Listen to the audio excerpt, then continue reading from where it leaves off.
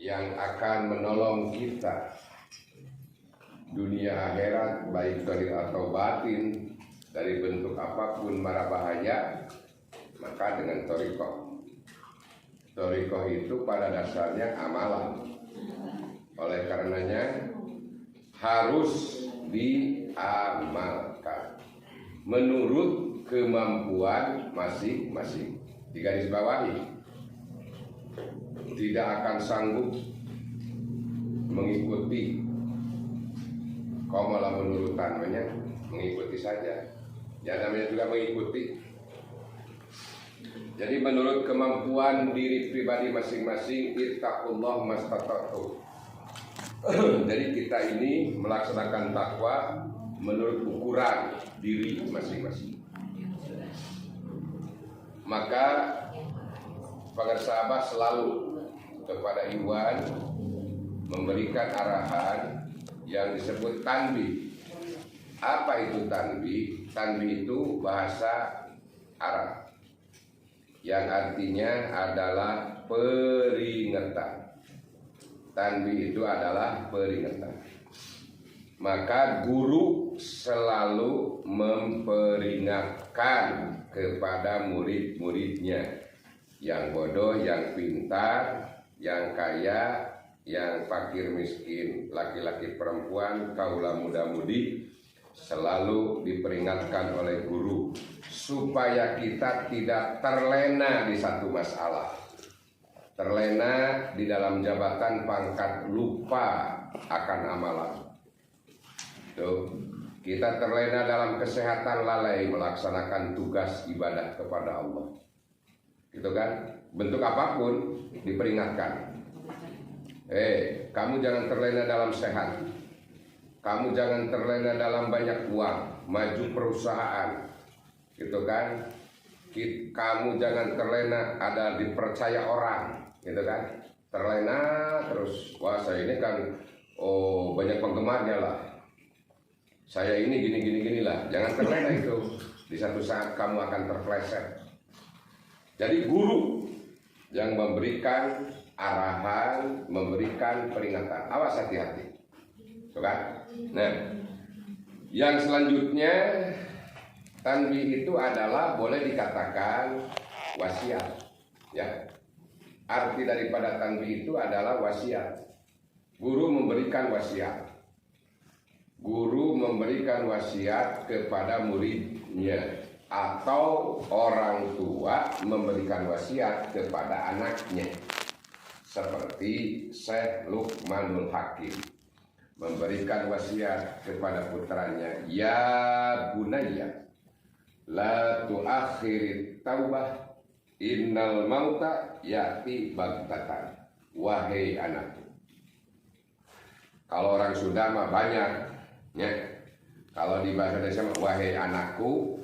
Kalau di bahasa Sunda mah hei Ujang, hei Agus, hei Imas, hei Eis, hei No, hei Otong, gitu kan? Terus genap. La tuakhirit taubah. Janganlah engkau mengakhir-akhirkan tobat di nanti-nanti. Seperti nantilah saya sudah pensiun, buka manakib, gitu kan? Dinanti-nantikan, saya lah bukan belum waktunya sekarang belajar thariqah, nanti aja lah, udah dewasa, udah banyak uang, udah maju kan? Nah itu kan. La tuakhiri taubah, jangan mengakhir-akhirkan tobat. Kamu jangan terlena dalam kesehatan, jangan terlena dalam banyak uang dipercaya orang. Kamu naik jabatan, pangkat, kedudukan naik, itu hati-hati. La tuakhiri taubah, jangan mengakhir-akhirkan, jangan menanti-nantikan tobat. Innal mauta, sesungguhnya mati itu ya'ti baghtatan. Datangnya itu mati, datangnya ajal itu adalah menggertak, tidak diberitahu. Tidak memberitahunya kepada diri kita. Ujung-ujung datang aja sang ajal, utusan Allah. Tapi di satu sisi ada malaikat yang memberitahu hanya kepada orang-orang yang selalu dekat dengan Allah. Itu digarisbawahi selalu. Yang selalu dekat. Orang yang selalu dekat mah yang pasti dong. Dikasih kabar dulu, informasi dulu bahwa kamu di permukaan bumi ini sampai jam-jam ini terakhir akan kembali kamu kepada aku, kata Allah. Ayo jemputlah para malaikat, gitu kan? Itu bagi orang-orang yang khusus, bagi orang-orang yang selalu dekat kepada Allah. Jadi disebutnya muqarrabin, orang-orang yang selalu dekat kepada Allah. Introspeksi diri kita, apakah diri kita ini adalah termasuk orang-orang yang dekat kepada Allah? Ya, kalau Bang Sahat bilang, inilah kita mah selalu daftar aja, tiap hari, tiap waktu daftar aja ya. Daftar dekat. Ya mudah-mudahan dekat lah. Kalau ingin dekat berarti harus mendekati orang-orang yang sudah dekat.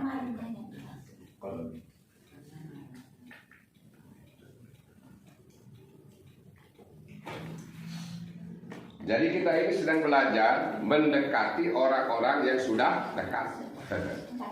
Siapakah yang sudah dekat?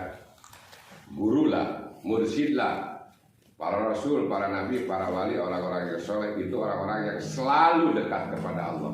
Kalau diri kita adalah sedang belajar mendekati orang-orang yang sudah dekat. Tidak sekali dekat, harus dekat dulu dengan orang-orang yang dekat. Tuh. Oleh karenanya para hadirin rahimakumullah, ada doa yang wirid lah, yang kontinu dibacanya, rutinitas, itu kan istiqomah dawam, yaitu mewiridkan doa sesudah sholat fardu terutama, atau di luar sholat fardu, sholat sunat, seperti ini, sholatan tunjina biha. Itu mengandung makna arti yang dalam, luas, tinggi. Sholatan tunjina biha, dengan rahmat Allah, dengan syafaat Rasul, dengan karomah para wali, atau sholatan tunjina biha, dengan keberkahan guru, tunjina biha.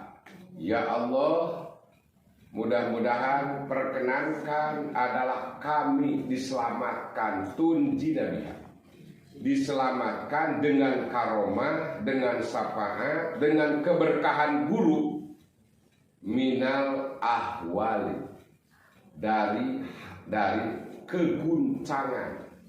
Guncang itu ada dua mana. Ada guncang di waktu kiamat nanti, ada guncang sebelum kiamat, diri kita sudah guncang.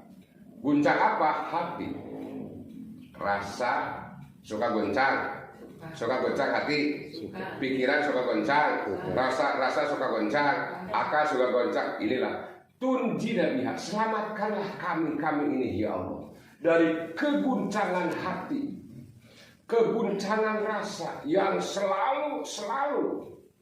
selalu memikirkan duniawi, tidak memikirkan akhirat. Kami adalah orang-orang yang lalai dengan kesehatan. Ya karena sehat, lalailah, terlena dalam kesehatan. Sibuklah ngurusin itu, ini, bati dan sebagainya. Sampai lalai khotamah, manakib, sholat fardu pun juga itu. Maka akan terjadi di satu saat adalah keguncangan. Goncang hati. Lamun geus goncang hati, goncang rasa geus teu waras gitu teh. Sok rasakeun kusararea. Apabila diri kita menghadapi persoalan yang banyak persoalannya, biasanya ya menurut konsep gitu kan, kalau banyak persoalan kita butuh dulu sholat kan, sholat tobat atau sholat hajat. Apakah untuk diri kita permasalahan yang bertubi-tubi di bawah sholat, apakah masalah itu akan hilang? Apakah semakin banyak menghampiri kita?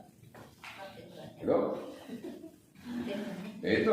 Itu kelas kita kan, kelas kita.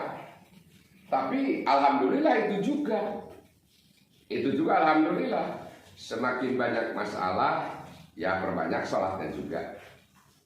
Jadi seolah-olah ginilah kalau istilah orang Sunda mah begini.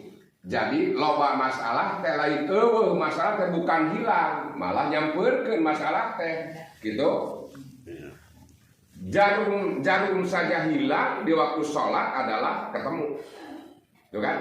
Padahal sebelum sholat itu kita cari-cari jarum tidak ketemu, tapi di waktu sholat terus sujud, oh itu tuh jarum saya gitu. Itulah diantaranya. Nah ini faktornya adalah keguncangan hati, keguncangan rasa, keguncangan pikiran. Yang motivasinya adanya keguncangan dasarnya tidak zikirnya hati kepada Allah. Itu modal lupa. Oleh karenanya sholatan tunji nabiha min jami'il ahwali wal afat. Nah, jadi guncang nanti tergantung keselamatan sekarang. Khidmat itu susah. Jadi di dalam manakib ini adalah pasang rasa. Dari amalan maghrib tadi pasang rasa, dikir ngamalkan kalimah dikir oke hese kasupkeun lagi nya. La ilaha illallah. La ilaha illallah. Bagus ya bagus. Ibadahnya ibadah. Gitu. Tapi di dalam ibadah itu ada ibadah. Bahwa ibadah kita ini mau kemana dihantarkannya ini. Gitu kan? Kepada Allah. Apa alat yang menghantarkan la ilaha illallah itu apa? Jadi kalau dalam Islam itu ada dikir di dalam dikir. Paham nggak? Ada hidup di dalam hidup. Ada patok di dalam patok, ada pondasi di dalam pondasi. Makanya berat dong.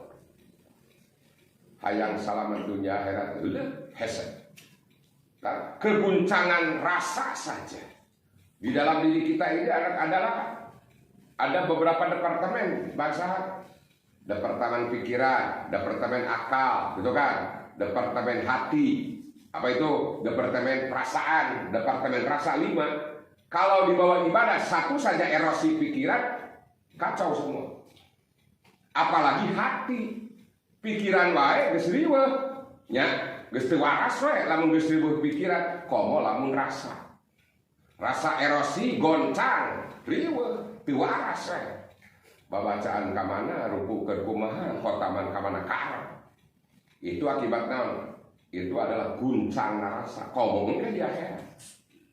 Di dunia wae geus bisa dipertanggungjawabkeun, nanti di akhirat siapakah yang akan mempertanggungjawabkan itu? Ya kalau kita sekarang disiplin dalam rangka mengamalkan ya urang atuh puasa saeutik we lah. Itunya sedikit-sedikit aja. Belum bisa panjang, belum bisa banyak, sedikit aja. Mudah-mudahan dengan duduknya di manakib itu semuanya diampuni dosa. Amin. Itu duduknya saja. Belum berangkatnya, belum niatnya, belum mengorbankan harta bendanya, semuanya adalah diampuni dosa. Makanya berapa? Hayang jadi hamba Allah tehese, hayang jadi murid Abah tehese, susah baru jadi ustaz saja pengen jadi murid Abah lah. Ustaz Pian bersarul saya pingin kok sehat tapi dah ngedul nya apa ngedul malas semuanya juga sama gitu. Jadi tidak ada yang eksklusif, semuanya juga sama lah kita ikhwah, mau pengurus, mau wakil talqin, sama, mau balik, sama itu. Jadi di depan pangesabah itu murid semuanya, itu kan? Itu murid semuanya, cuman muridnya ada kuantitas, ada kualitas gitu. Memangnya mudah jadi murid, susah. Disebut-sebut boleh dikatakan bahwa prosesi untuk merasakan dzikir itu adalah harus melalui riyadhah. Memang air riyadhah itu apa sih? Bukan malam Selasa saja, malam Jumat saja riyadhah itu. Oh saya ini kan udah dikasih riyadhah, mandi 40 malam. Udah beres, udah. Kelanjutannya tidak. bukan riadoh itu mah. Baru dikasih modal untuk riadoh. Riadoh itu apa? Melatih diri, gitu kan? Dididik diri, mendidik diri. Ya, jam 2 bangun, sholat, mandi 40 malam lah, bukan sebetulnya bukan malam, udah jam 2 mah itu pagi kan, udah pagi itu, udah pagi. 40 malam lah boleh dikatakan. Kalau sukses, insya Allah. Tapi itu baru memutarkan apa? Memutarkan modal. Itu baru modal. Belum ada batian, belum modal. Batinya itu adalah dari 40 hari selanjutnya, itu bati. Gitu kan? Kalau sudah 40 hari ya selesai udah. Itu mah modal lah kan. Modal, belum ada batinya. Gitu. Apa yang dibaca itu waktu sholat tobat, waktu mandi tobat itu, Robbi anzilni munzalan mubarakah. Pan yang dipetik kita, yang diinginkan itu keberkahan kan? Berkah hidup, berkah kehidupan, berkah umur, berkah sehat, berkah ilmu, berkah keluar, berkah semua. Berkah. Itu orang panjang umur sehat tidak ibadah, tidak ada keberkahan. Tapi yang ada keberkahan, orang panjang umur, sehat, punya ilmu, punya kedudukan, dipakai ibadah, semuanya diabdikan kepada Allah, itu berkah semuanya. Jangankan panjang umur, jangankan orang yang sehat, yang sakit saja. Tapi kalau dirinya ibadah berarti berkah di dalam kesakitannya. Jangankan sehat, gitu kan? Tidak ibadah, apalagi yang sakit. Ya sakit, dia tidak ibadah, semakin parah itu. Itu masalahnya. Apakah di dalam diri kita itu ingin ada keberkahan? Ini yang diharapkan. Kita punya hati, punya rasa. Kalau hati kita dipakai zikir kepada Allah, berarti hati kita berkah. Bisa peningkatannya ibadah. Memang ada disebutkan berkah itu. Barokah, paribasa, barokah, karomah. Itu melakma barokah, sudah melisa. Ayo disebutan barokah. Itu kan jauh-jauh dari Bogor, ngumpulin ongkos, dari jauh-jauh ngumpulin ongkos, mau jarak ke Suryalaya. Datang ke Suryalaya waktu manakib atau jarak, saking ngantuknya capek. Untuk apa kamu datang ke Abah itu sambil ngantuk? Sambil tidur, jauh-jauh dari Bogor, katanya malah berkah. Memang mudah, susah kan? Susah. Tidak sedikit, wah saya kan jauh dari Bogor, dari Jakarta, datang ke Suralaya. Udah gelar tikar, langsung aja tidur, kerek. Untuk apaan kamu datang ke Suralaya? Ngadal tidur? Udah aja kalau mau tidur di rumah.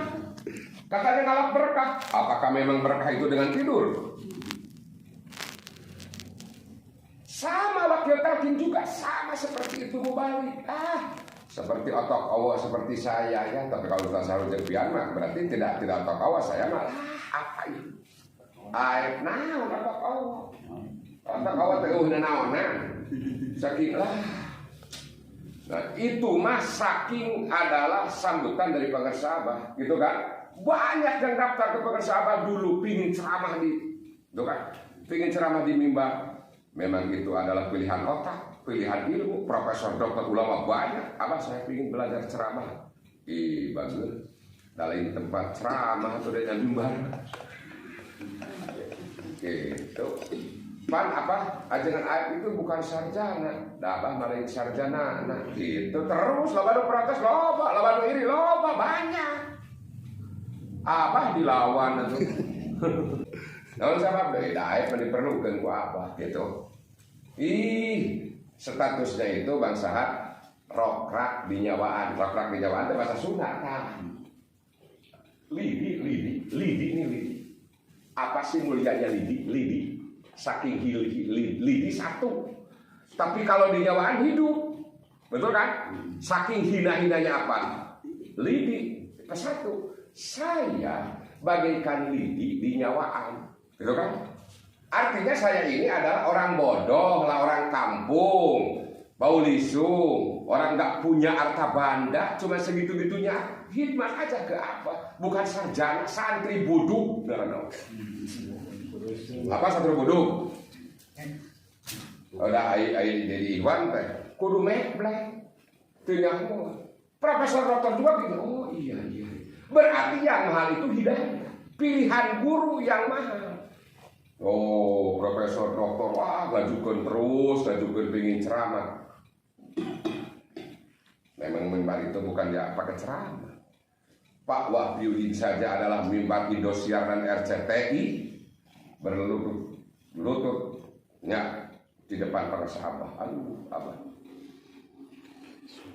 Bukan mimbar saya ini. Iya mimbar abah, ditugaskan ku abah gitu. Udah. Tapi jangan di aku, jabatan pangkat kedudukannya no way itu. Yang ada apa adalah keberkahan abah. Saya kalau naik di Suryalaya tidak berkonsep. Ada konsep naon aku dalieu. Begitu masuk ke ranah mimbar, bray cahaya teh biru, kuning, putih itu rahasia guru itu. Kan? Mau didengar atau tidak itu untuk kamu kok. Saya mah tugas saja ke abah. Gitu kan? Tapi semuanya juga mudah-mudahan kita diberkahkan Allah Subhanahu wa taala. Mudah-mudahan panjang umur sehat. Mohon maaf kepada seluruh ikhwan, tapi kalau mubalik tidak mengkritik, tidak menggugah kepada itu terlena lah masalahnya. Kebiasaan semuanya juga. Jadi mubalik itu sekarang semakin tegas, harus semakin tegas, ya, harus semakin tegas. Supaya tegas. Nah itu, karena saya ini diutus pangarsa abah yang mendidiknya adalah Abu Salam Nasution TA atau lain lawan. Nasution atau Maoda lain lawan. Nya, eta mah beauty bagian ti marinir nukaran itu mah pangarsa dan doa dan sebagainya gini. Itulah. Jadi diajar tarekat mah nya berat. Maka kudu muntang ngeming robitoh ka guru teh. Ya, robitoh ka guru teh. Dina bab naon rek bab usaha perusahaan hirup kahirupan robitoh ka guru nya. Mudah-mudahan diberkahkan Allah Subhanahu wa taala. Wassalamualaikum warahmatullahi wabarakatuh.